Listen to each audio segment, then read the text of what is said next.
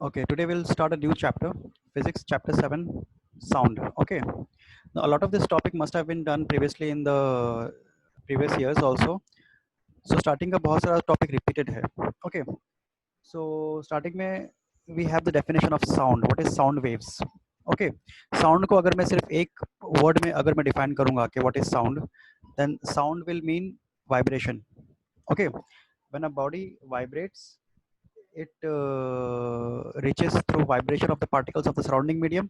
This sound requires the sound requires a medium for propagation. ठीक है, तो if I'm some air molecules, if they are vibrating, then they will start pushing the air molecules around them also. These molecules will also start vibrating.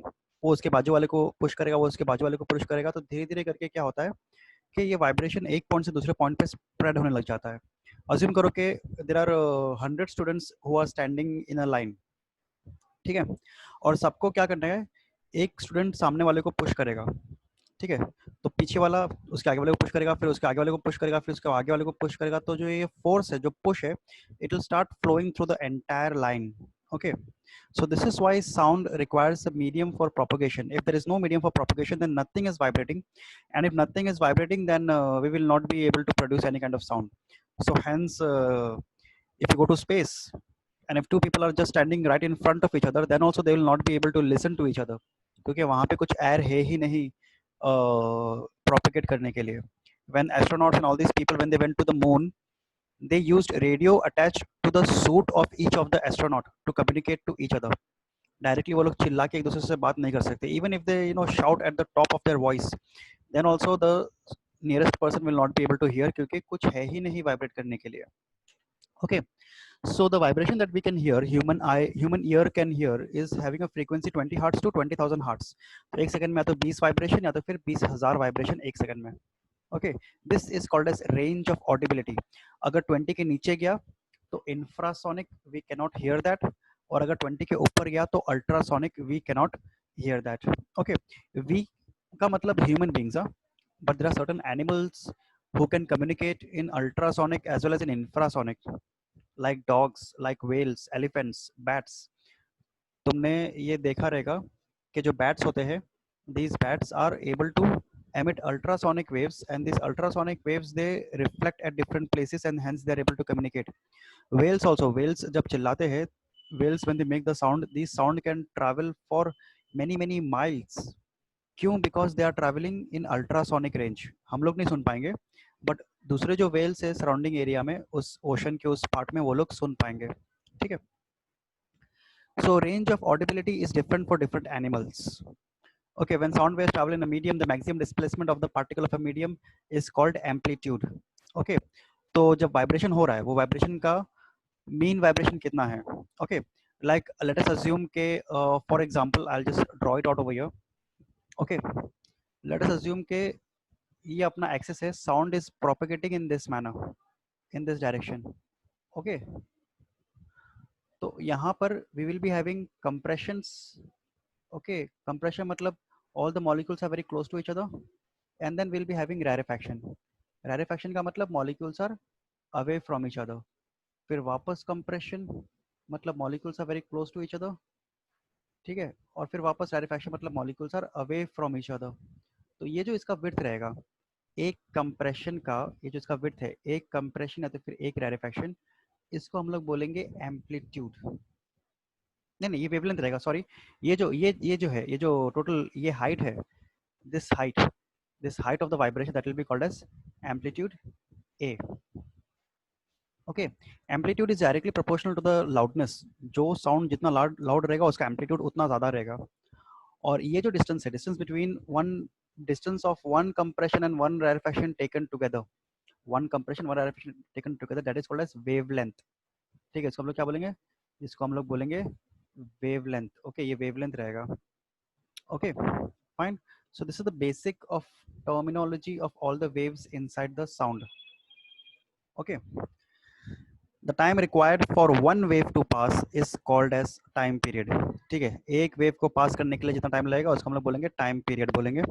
ठीक है, और पर second जितने waves पास हो रहे हैं उसको हम लोग बोलेंगे फ्रीक्वेंसी. लाइक एक सेकंड में अगर 10 वेव पास हो रहे हैं तो 10 हर्ट्स, एक सेकंड में अगर 50 वेव पास हो रहे हैं तो 50 hertz.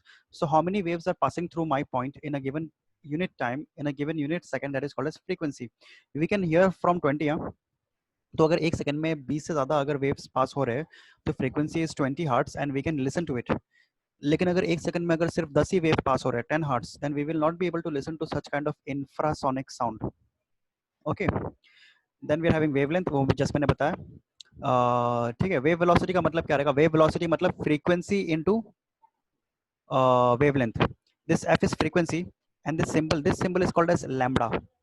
LAMDA, lambda. Okay, and lambda means wavelength. ये wavelength है. जब मैं wavelength को frequency से multiply कर दूंगा तो मुझे v velocity मिल जाएगा. So this is the basic formula for a velocity of a sound wave. You have to remember this. sums में आएगा. ठीक है. And the formula for frequency is what? Frequency is the inverse of time period. Time period का मतलब क्या है? The total time required for one wave to pass is called as time period. Total time required for one wave to pass. और जब मैं उसका inverse लूंगा 1 upon time period, then I will get the frequency. Okay, so this are basic terminologies. पहले भी ये सब हो चुका होगा. Now sound waves they are also called as mechanical waves. Why? Because they need a medium. अगर medium की जरूरत है तो मैकेनिकल, और अगर मीडियम की जरूरत नहीं है तो हम लोग बोलेंगे transverse. Light is transverse wave, electromagnetic wave. Transverse wave को हम इलेक्ट्रोमैग्नेटिक भी बोल सकते हैं. तो लाइट को कोई मीडियम की जरूरत नहीं है. सन और अर्थ के बीच में कोई मीडियम नहीं है, but still light is able to travel.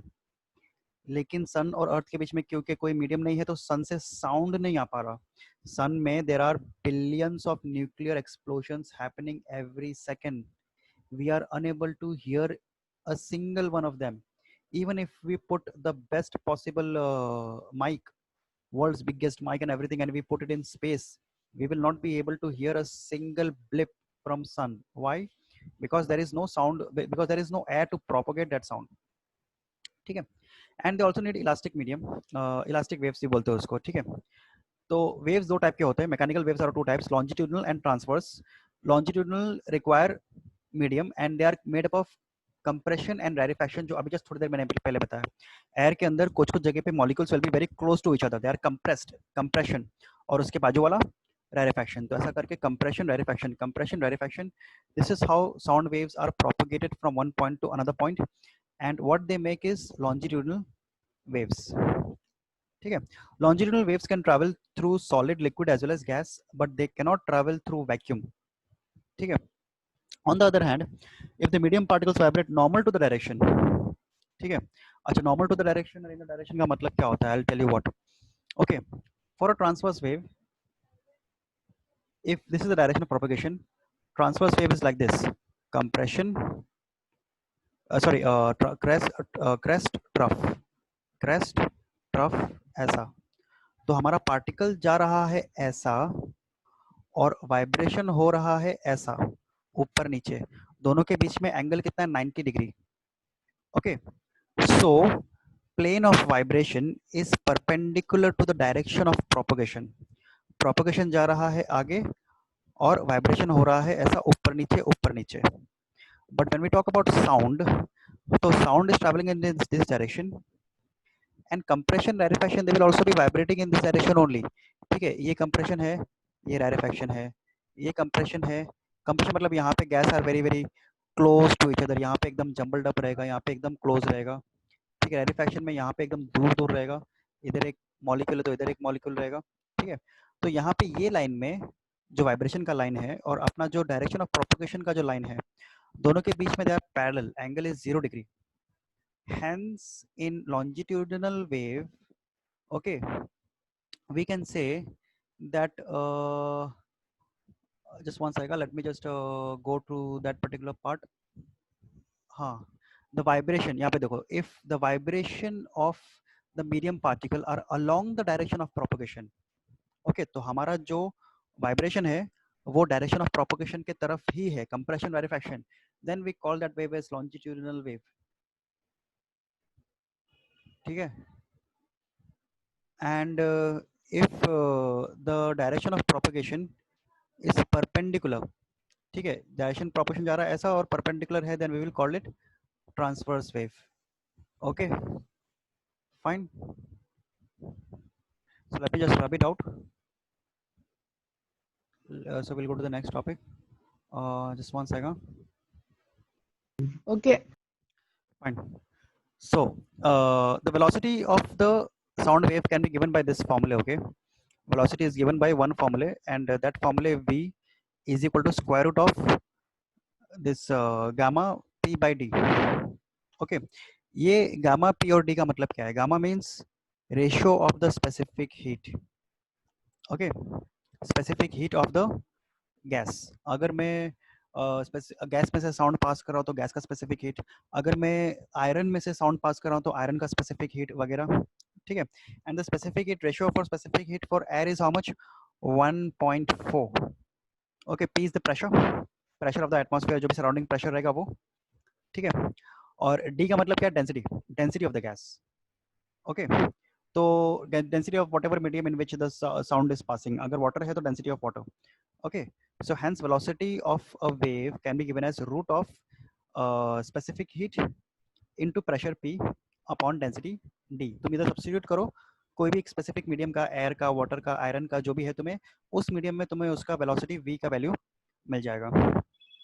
ठीक है, let us go to the next topic. Okay, also another formula for transverse wave, ये तो longitudinal wave का था. Okay, this was the formula for longitudinal wave that we saw over here. For transverse wave, I can say that the formula for velocity, the value for velocity v can be given as root of t by m. ठीक है, t का मतलब क्या है? t का मतलब tension in the medium. Surface tension का जो टेंशन होता है ना, वही वाला. अभी उसका डीप में जाने की जरूरत नहीं है, सिर्फ तुम एक चीज याद रखो कि हर एक मीडियम में एक टेंशन होता है जो मॉलिक्यूल को अट्रैक्ट करते रहता है. All the molecules that try to come together, that is called as tension T. And small m is what? Mass per unit length of the string.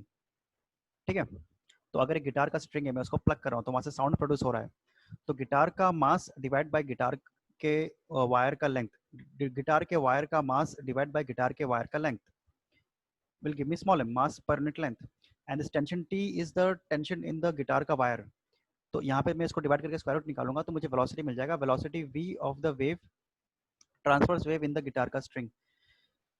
So depending upon the tension in the string and the mass of the wire, I can create different velocities in the guitar. तो हम लोग एक guitar को इस्तेमाल करके अलग अलग sound produce कर सकते हैं. ठीक है.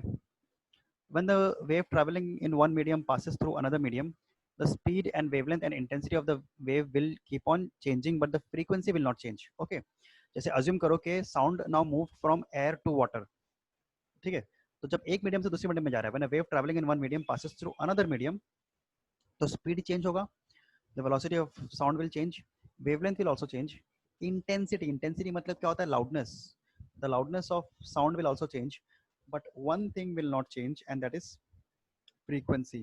Okay, so hence I can say that the frequency will remain the same. Okay, frequency of the wave will not change.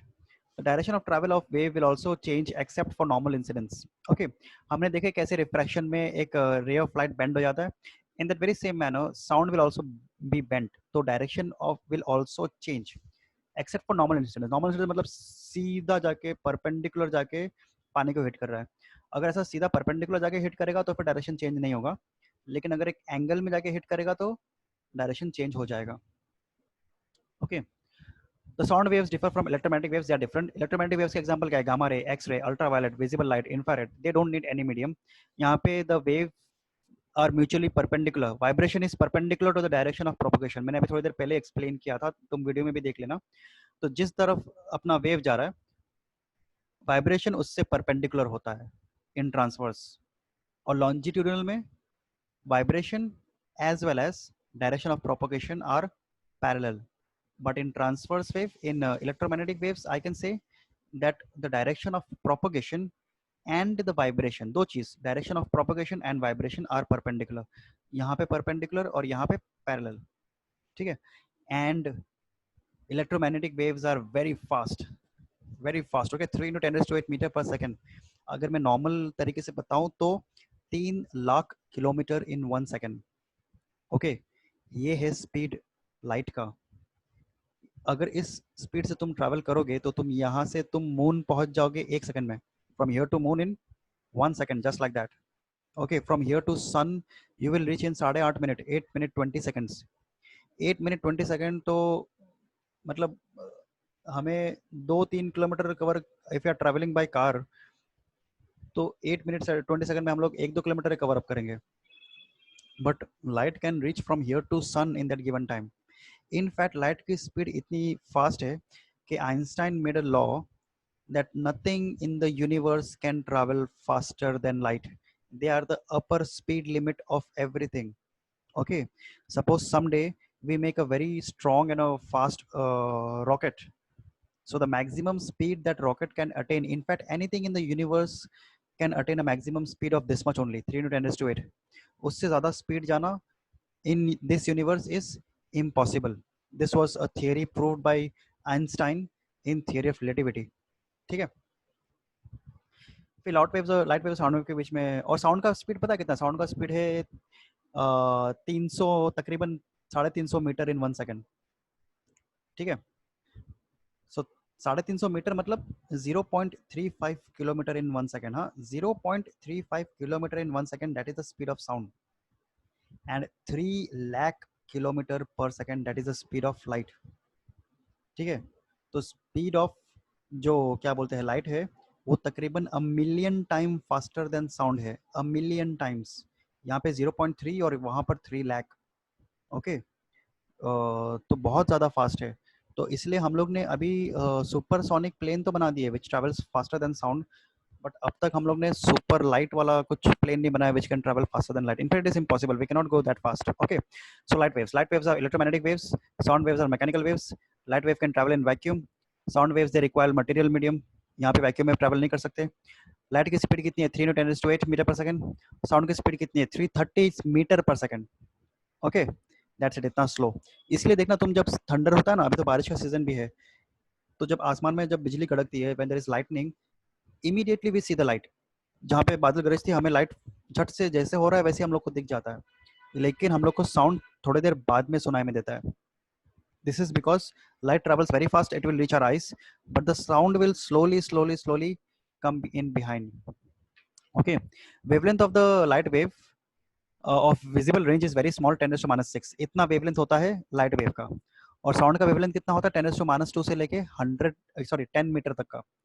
So light wave can have very small wavelength, but sound waves are having very big wavelength. और ये transverse है और ये longitudinal है. That's it. These are the basic differences between light and sound. Okay. Fine, let us go to the next topic. Reflection of sound waves. Okay. The return of a sound wave on a striking a surface such as wall, metal sheet, plywood back in the same medium is called as reflection of sound wave. Okay. And you must have seen this thing also. Reflection हम लोग echo भी सुन सकते हैं. पता है, तुम कोई पहाड़ के ऊपर चले जाओगे, वहाँ पर if you go and shout your name very loudly, you will see कि उसका reflection, उसका क्या बोलते हैं, वापस reflect होकर तुम्हारे पास वो sound आ रहा है. That is called as reflection. The size of the reflecting surface must be bigger than the wavelength of the sound wave. If the reflecting surface is very small, then we will not be able to hear any kind of reflection. तो air molecules हमें reflect करके sound produce नहीं करेंगे. एक पहाड़ होना चाहिए, एक बड़ा एक चीज होना चाहिए, या तो फिर wall होना चाहिए. कुछ एक बड़ी चीज होगी तो वहां से reflect होकर आ सकता है. छोटे चीजों से sound reflect करके नहीं आ सकता. ठीक है. And this is the generation of an echo. A sound heard after reflection from a distant obstacle such as cliff, hillside, wall of a building, edge of a forest, etc. after the original sound has ceased is called as an echo. तो तुम अपना नाम चिल्लाओगे, तुम्हें वापस वो नाम सुनाई में आएगा. ठीक है. If you shout what Tommy, तो वापस टॉमी टॉमी टॉमी ऐसा करके सुनाई में अपने को देगा. ठीक है.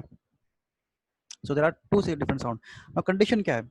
अगर मैं तुम अपने रूम में बैठ के चिल्ला रहे हो, तुमको echo सुनाई में नहीं देगा. There are certain conditions for echo. An echo is heard only if the distance of the person producing sound from rigid obstacle is long enough to allow the reflected sound to reach the person at least 0.1 second after the original sound is heard. Okay, अब इसका मतलब क्या है? When you shout a particular word, वो word is traveling from your mouth to your ear. ठीक है, तो तुम्हें अपना आवाज सुनाई में देता है ना? ऐसा तो नहीं ना कि तुम बोलते रहते हो तुम्हें अपना आवाज सुनाई में नहीं देता. You are able to hear to your own sound. ठीक है. तो पहला साउंड रहेगा जो तुमने खुद प्रोड्यूस किया है, और दूसरा साउंड क्या रहेगा कि जब वो जाके किसी दूसरे सरफेस से हिट करके वापस आएगा, तो वो साउंड वापस तुम्हारे ईयर को हिट कर रहा है. अब दोनों के बीच में at least there should be a difference of 0.1 seconds. Okay. So first sound wave is what? The sound which is directly produced from our mouth and reaches the ear. Okay. And the second wave is what? the sound which gets reflected from the distant surface and comes back, दोनों के बीच में there should be 0.1 second का difference, तो ही हम एको सुन पाएंगे, नहीं तो हमें एको सुनाई में नहीं देगा। छोटे रूम में क्या होता है कि हमारे वॉल्स बहुत नज़दीक है, 1 मीटर 2 मीटर के डिस्टेंस पे ही है, तो तुम अगर चिल्लाओगे ना तो वहाँ से आवाज़ रिफ्लेक्ट करके वापस तुम्हारे कान में बहुत जल्दी आ जाएगा, 0.1 सेकंड भी नहीं लगेगा उसको। So even if you shout very loudly also, but still you will not be able to hear an echo. But if you go to a very big hall, जहाँ पे all the walls are 17 meter, at least 17 meter, 17 meter away from you, and if you shout, then the time taken for sound to travel that 17 meter and come back again is more than 0.1 second, and hence you will be able to listen to an echo. अब वो 17 metre कहाँ से आया उसका देखो calculation दिया हुआ है। Sound time is equal to how much distance upon speed, है ना? If you are shouting, then the particular, and if there is a wall which is a distance of d from you, तो पहले तुम्हारे mouth से sound जाएगा wall तक का, और वॉल से रिफ्लेक्ट होकर वापस आएगा तुम्हारे ईयर तक का. So the total distance traveled is how much 2d, and the velocity of sound, speed of sound, let us assume is v. So hence I can say d यहाँ पे रखो, v ऊपर लेके जाओ और 2 नीचे लेके जाओ, d is equal to vt upon 2, where v is velocity of sound, t is the time, and 2 is number 2. Okay, अभी टाइम अपने को पता है, मिनिमम टाइम रिक्वायर्ड है 0.1 सेकंड, तो टाइम हम लोग लेंगे क्या, 0.1 second. In air the velocity of sound is how much, 340 metre per second, तो यहाँ पे मैं क्या लूंगा, 340 metre per second divide by 2, इसको सॉल्व करो तुमको 17 मीटर आ जाएगा. So if you are standing on normal surface air, and if the sound wave is traveling with normal speed, then minimum to minimum the wall has to be at a distance of 17 meter from you, तब भी जाके तुमको reflection सुनाई में देगा, नहीं तो फिर सुनाई में नहीं देगा. ठीक है, otherwise no echo will be heard. Fine. Size of the reflector must be large enough. तो एक बड़ा वॉल होना चाहिए. तुमने 17 मीटर की दूरी पे एक छोटा सा पत्थर रख दिया, एक किलो का पत्थर, तो वहां से रिफ्लेक्ट होकर नहीं आएगा. ठीक है, the sound, the reflecting surface should also be very very high. This is the reason why reflection are heard from buildings, they are heard from walls, they are heard from mountains, they are not heard from small stones and everything. And the intensity of sound should be such that the reflected sound reaching the ear is sufficient intense to be audible.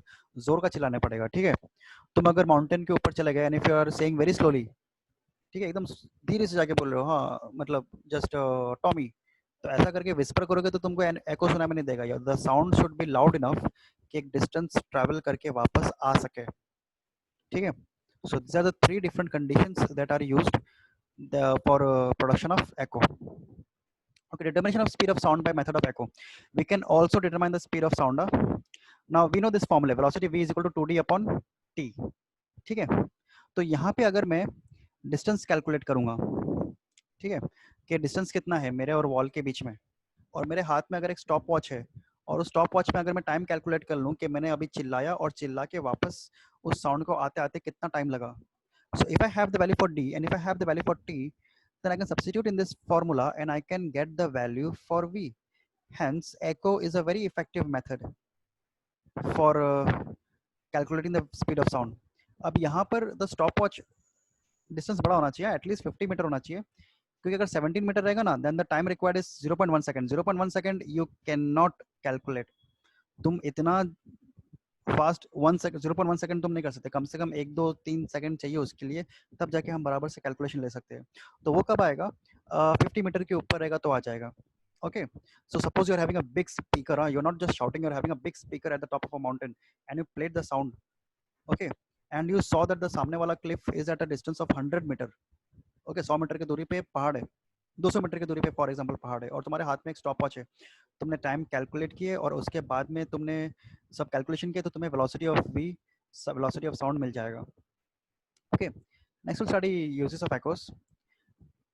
Ultrasonic echoes find their application in sound ranging and echo depth sounding by using the ultrasonic waves. The ultrasonic waves can penetrate, they can pass through a lot of thick substances. ठीक है, they can travel undeviated through long distance. तो ultrasonic बहुत ही long distance तक का जा सकता है. Ultrasonic का हम लोग नैरो बीम बना सकते हैं. नैरो बीम से क्या होगा, नैरो बीम से एग्जैक्टली मुझे पाथ ऑफ साउंड मिल जाएगा. अगर नैरो बीम नहीं है, एक वेव है, तो वो तो किधर भी स्प्रेड हो रहा है ना, तो I will not be able to calculate कि एग्जैक्टली साउंड वेव का डायरेक्शन क्या है. And echoes and ultrasonic waves are not absorbed. अगर साउंड वॉल पे एब्जॉर्ब अगर हो गया तो हमें एको सुनाई में नहीं देगा, क्योंकि वॉल ने साउंड एब्जॉर्ब कर लिया. हम ये चाहते हैं कि वॉल रिफ्लेक्ट कर दे.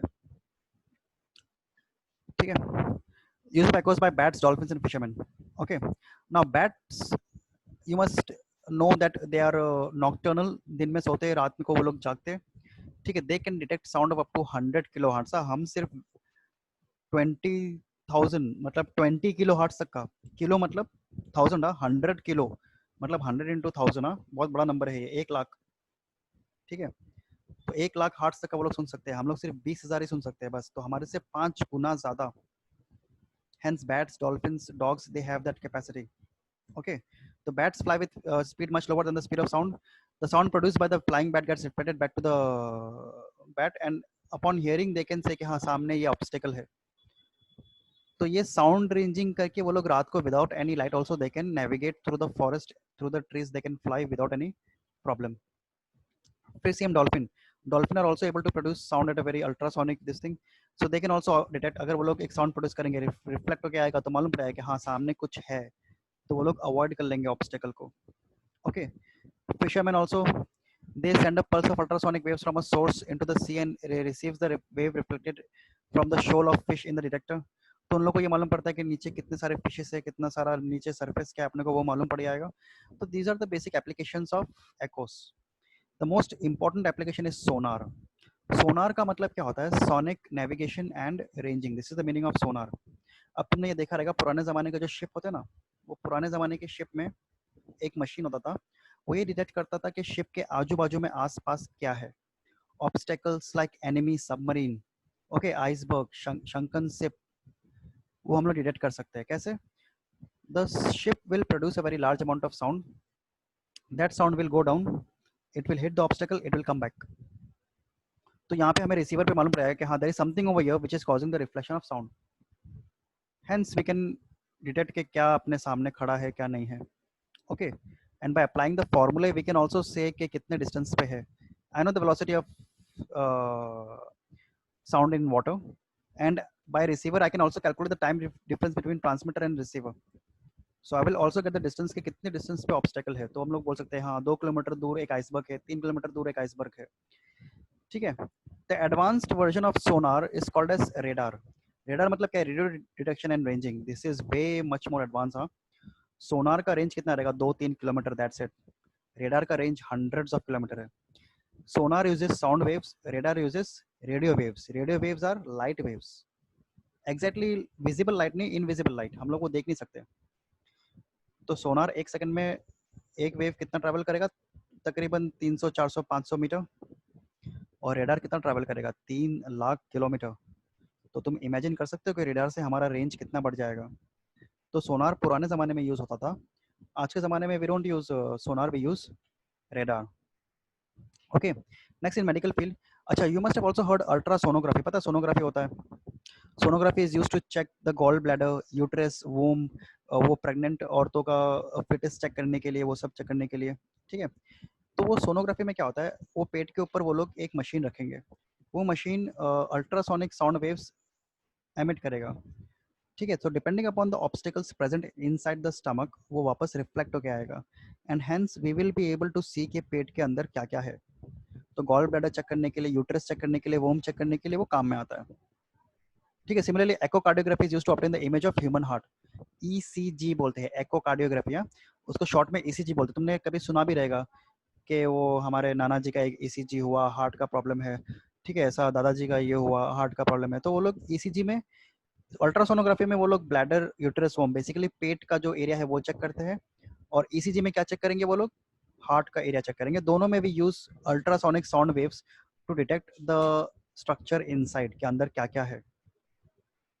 ठीक है. Fine. So I'm ending the A part over here. Tomorrow we'll start with the B part. Okay.